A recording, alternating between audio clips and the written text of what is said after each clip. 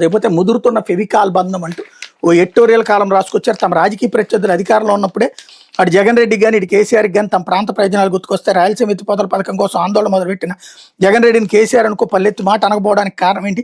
చంద్రబాబును తిడుతున్నట్టుగా జగన్ రెడ్డిని తెలంగాణ ద్రోహాన్ని ఒక్కరోజైనా విమర్శించారా?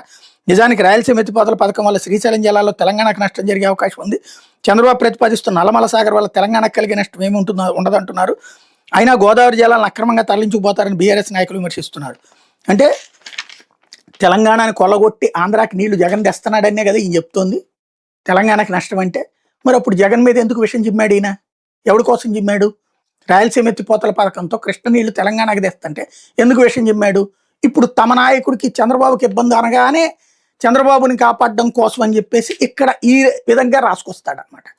నీచాతి నీచ జర్నలిజం అనే దానికి అక్షరాభ్యాసం చేసినటువంటి ఆంధ్రజ్యోతి అంతకుముందు ఒకప్పుడు అద్భుతమైన పత్రిక, ఈయన చేతికి వచ్చిన తర్వాత చివరికి టోటల్ జర్నలిజాన్ని సర్వనాశనం చేసినటువంటి మహానుభావుడుగా చరిత్రలో మిగిలిపోతాడు. కాబట్టి ఈయన గొప్పోడి కింద ప్రపంచానికి చూపెడతారనుకోండి. లేకపోతే సాగుకి పాడికి రక్షణ